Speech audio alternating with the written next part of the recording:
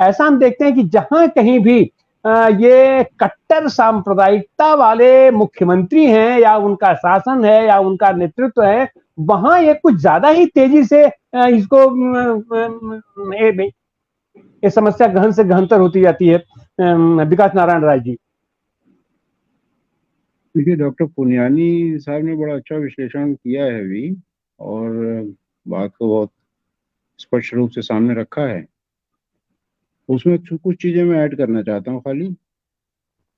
एक तो मणिपुर और नू और ये रेलवे की जो घटना है, ये तीनों लगती हैं कि जैसे वो उनमें काफी समानताएं और समानताएं हैं भी, क्योंकि जो एक सांप्रदायिक नफरत फैला करके और हिंदू पोलराइजेशन की जो कोशिश की जा रही है वो कुछ एक पॉलिटिकल पार्टी के द्वारा, तो उसका कुछ ना कुछ अंश आपको इन तीनों घटनाओं में नजर आता ही है, कहीं प्रभाव के रूप में, कहीं कॉज के रूप में, और कहीं जो है वो प्रोसेस के रूप में।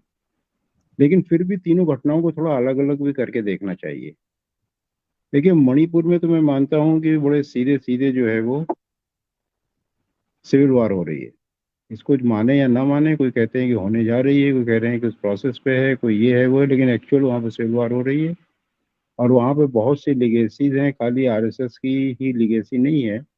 वहाँ पे तरह तरह की लिगेसी, वहाँ फॉरेन नेशनल का इशू है, वहाँ ओपीएम कल्टीवेशन और उसका ड्रग ट्रेड का इशू है, वहाँ लैंड का इशू है और रिजर्वेशन का इशू है, वहाँ एक नागा और कुकी और मैतेई का जो आपस में इशू है। मतलब ये सारे इश्यूज को उसमें हवा दी गई है, सांप्रदायिक हवा एक उसमें बढ़ाई गई है।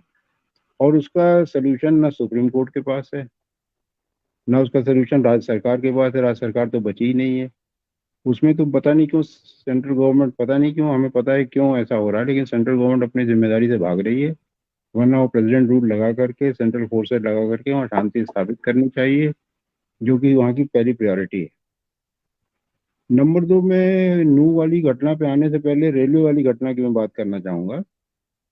रेलवे की घटना को हमें देखो इस तरह देखना चाहिए कि फैक्ट्री साइड यहाँ पे अपने पहले एक सीनियर को मारा गया है, और उसके बाद थोड़े से गैप के बाद, सीनियर के पास थोड़ा टाइम बिताने के बाद, फिर वो आदमी बाहर निकलता है और वो ढूंढ ढूंढ करके तीन मुस्लिम नाम वाले या दिखने वाले लोगों की हत्या करता है। फैक्ट्री साइड जो है वो बड़ी कोई रेयर चीज नहीं है फोर्सेस में। सुसाइड तो अभी एक कमेटी बनी थी पार्लियामेंट की, जिसने पिछले 5 साल की सुसाइड और फैक्ट्रीसाइड का अध्ययन किया है फोर्सेज में, तो 4,000 से ऊपर सुसाइड हुए हैं। और फैक्ट्रीसाइड की भी 27 घटनाएं हुई थी, 28वीं घटना है। यहाँ की फौज के आदमी ने या पुलिस के आदमी ने ही अपने सहयोगी को या सीनियर की हत्या की है। और यहाँ पे भी जो बातचीत आ रही है वो यही आ रही है कि ये व्यक्ति, जिसका कोई ना कोई इंटरेस्ट वहां पे बॉम्बे में होगा, क्योंकि इसने मांग करके वहाँ पोस्टिंग ली थी बॉम्बे में, रहने वाला ये यूपी के एक छोटे से कस्बे हाथरस का है, छोटे से कस्बे हाथरस का है। और वहां पे ये जो है अपने उससे ये कह रहा था सीनियर से कि मुझे 5-6 घंटे पहले उतर जाने दो। फोर्सेज में ये आम हरकत होती है कि भाई अपना वेपन आप किसी अपने सहयोगी को दे देते हैं, वो आपके बिहाफ पे जमा कर देता है, आपकी प्रेजेंस लग जाती है कि आप वापस आ गए हैं, और आप पहले ही निकल जाते हैं, 5-7 घंटे पहले या 10 घंटे पहले आप जो है छुट्टी कर लेते हैं। यहाँ भी यही कोशिश हो रही थी, यही आर्गुमेंट चल रहा था, और इसी आर्गुमेंट के चलते वो हत्या भी की गई है। लेकिन उसके अंदर जो सोशल सोसाइटी से और जो ये सांप्रदायिक जहर जो भरा हुआ था, और सारी जो ये सोशल मीडिया और ये सारी चीजें भरी थी, तो अपने इस कृत्य को छुपाने के लिए, इस पे कवर करने के लिए, अपने को एक हीरो की तरह, एक हिंदू हीरो की तरह पेश करने के लिए उसने बात की हरकत की है, जो मेरी समझ में आता है। इस तरीके से उसका जो कृत्य है कि अपने सीनियर को मार दिया, कोई सिंपैथी नहीं मिलती ना फोर्स से ना कानून से, लेकिन यहाँ पे उसको समाज में एक हीरो बनने का मौका मिल रहा है कि बहुत से लोग उसको हेल करते और सहानुभूति भी मिलती। तो इसके बाद उसने ये हरकत की है, जो कि जाहिर है कि उसकी सोशल कंडीशनिंग का असर है, जो कि उसकी इस सारे जहर से उसके अंदर बनती है।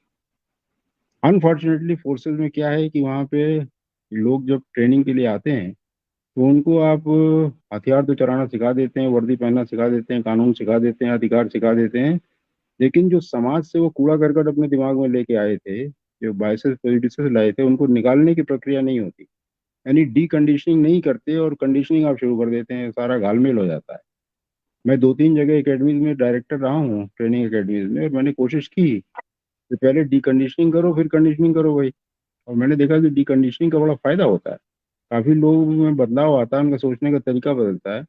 लेकिन अनफॉर्चुनेटली आइडिया मतलब पुलिस विभाग ने पकड़ा नहीं। और हम पाते हैं कि काफी संख्या में लोग जो भर्ती होते हैं लगातार हर साल आते हैं, उनकी डीकंडीशनिंग नहीं होती और खाली उनको जो है एक पुलिस के रूप में आपके सामने समाज के ऊपर थोप दिया जाता है। तीसरी घटना नूह की जो है ये पॉलिटिकल वायलेंस। नूह की घटना जो है विशुद्ध पॉलिटिकल वायलेंस है। वायलेंस के थ्रू आप जो है सांप्रदायिक जहर को के प्रोसेस से जो है जो पॉलिटिकल पोलराइजेशन करना चाहते हैं हिंदुओं का, ये उसका प्रोसेस है। यहाँ पे बाकायदा प्रोवोक करने की कोशिश की गई। और यहाँ पे मैं आपको बता दूं कि ठीक 1 महीने पहले फरीदाबाद में इसका रिहर्सल हुआ था। मैं उस घटना की याद इसलिए करना चाह रहा हूँ क्योंकि यहाँ जो नंबर 2 आदमी है, मोनू मानेसर का जो नंबर 2 आदमी है, उसका नाम बिट्टू बजरंगी है। वो फरीदाबाद की घटना का नायक है। यानी 1 महीने पहले फरीदाबाद और गुड़गांव के बॉर्डर पे एक गांव है खोरी जमालपुर, और खोरी जमालपुर गांव में एक आदमी रहता है जमात अली। काफी लोग रहते हैं, 4-5 गांव हैं जो मेयों के हैं, यानी मुस्लिम आबादी के ही गांव हैं। और वहाँ वो मेनली पशुपालक हैं, गायें भी पालते हैं, दूध भी बेचते हैं, पशु भी बेचते हैं, खरीदते हैं, बकरे भी पालते हैं, गधे भी पालते हैं। ये सब खरीद फरोख्त भी वो करते हैं। तो यहाँ पे सडनली ये बिट्टू बजरंगी अपने 40-50 लोगों के साथ जाता है, और जहाँ पे उन गायों के बंधने की जगह थी जिसे खोरी कहते हैं, और जहाँ पे कि मतलब वो पशुओं को चरा रहे थे, वहां पे वो जाके उनको सीज करता है कि भाई ये आपने, आप इनको काटने के लिए आपने इकट्ठा किया हुआ है। तो 4-5 पुलिस वाले भी पहुंचते हैं। फिर वो एक जुलूस निकालते हैं। ताज्जुब ये है कि वो जुलूस कहाँ से निकालते हैं, उन्हीं 4-5 गांवों से जो मुस्लिम डोमिनेटेड है, यानी मेव डोमिनेटेड विलेज है। और वो प्रोवोकेटिव नारे लगाते हैं, यानी वो ये इनवाइट कर रहे हैं कि आप कुछ वायलेंस कीजिए हमारे साथ, ताकि वायलेंस हो और ये बात आगे जो है बढ़े। एग्जैक्टली यही चीज आपको नूह में नजर आती है। न्यू में अक्सर मैं पढ़ता हूँ रिपोर्टिंग वगैरह में, कहते हैं भाई इंटेलिजेंस फेलियर हो गया, पॉलिटिकली भी लोग स्टेटमेंट देते हैं पुलिस का फेलियर हो गया। लेकिन आप खुद सोचिए इसमें इंटेलिजेंस फेलियर क्या है। भाई 2-3 दिन से बिल्डअप पूरा हो रहा है, कोई इंटेलिजेंस वाला बंदा होता है उसको नजर नहीं आ रहा क्या हो रहा है। कोई इंटेलिजेंस फेलियर नहीं है, कोई पुलिस फेलियर नहीं है। यहाँ पे क्या है कि भाजपा शासित राज्यों में जो ये एग्रेसिव ग्रुप्स हैं हिंदुत्व वाले, जो एक तरीके के मिलिटेंट ग्रुप्स बन चुके हैं, इनके चारों तरफ इर्द गिर्द एक इम्यूनिटी की सर्कल बना दिया गया है। मतलब आप इम्यून है, आपके खिलाफ कोई कानूनी कार्रवाई नहीं होगी, आप छोटे मोटे काम करते रहो। बड़ा भी काम कर दिया तो हम भी उसको भी बचा लेंगे, दिखावा कर लेंगे। वो जो इम्यूनिटी का सर्कल है वो यहाँ पे काम कर रहा है। भाई एक रिलीजियस आपकी यात्रा जानी है, यहाँ आपने जगह जगह से लोग इकट्ठे हो, बहुत से इनोसेंट लोग उस यात्रा में मौजूद थे, क्योंकि ये सोच के आए थे कि भाई हम तो जो है मंदिर में दर्शन के लिए जा रहे हैं या उस यात्रा में निकल रहे हैं। और वहां पे आप लाठियों वाले और तलवारों वाले और दूसरे वेपन वाले लोग अगर जा रहे हैं, और उससे पहले 2 दिन से सोशल मीडिया पे चल रहा है भाई हम आ रहे हैं और हम देख लेंगे, और इधर से एक ओर से गौ रक्षा दल है, दूसरी ओर से मेव रक्षा दल बना हुआ है, और दोनों तरफ के लुम्पे एलिमेंट जो है सारी कार्रवाई कर रहे हैं, तो ऐसा कुछ नहीं, इंटेलिजेंस को सब पता है क्या हो रहा है। लेकिन वो जो इम्यूनिटी का जो घेरा है, वो इम्यूनिटी का घेरा उनको कार्रवाई नहीं करने दे रहा था। और ये फिर वहां पे चीज भड़कती है, और भड़कने में जो एक इनसिक्योरिटी की फीलिंग होती है मॉब के अंदर, वो फिर एग्रेसिव होता है, अटैक करता है। वो अटैक होते हैं दोनों ओर से, और भाग करके जो ये जो प्रोसेशन था इसको मंदिर में शरण लेनी पड़ती है।